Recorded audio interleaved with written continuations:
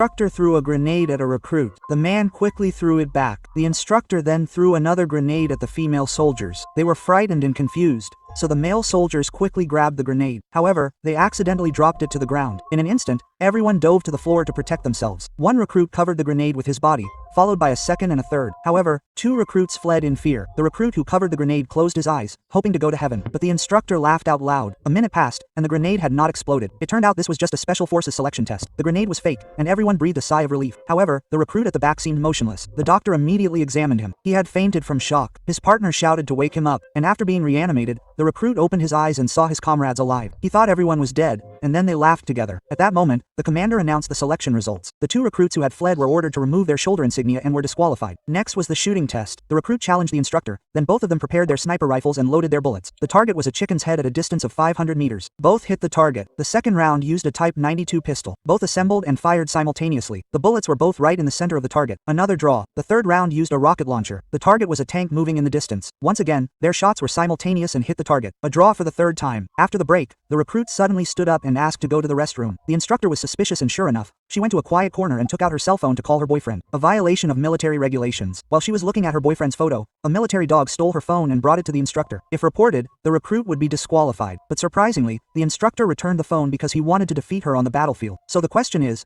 do you think this woman really has what it takes to be a special forces soldier?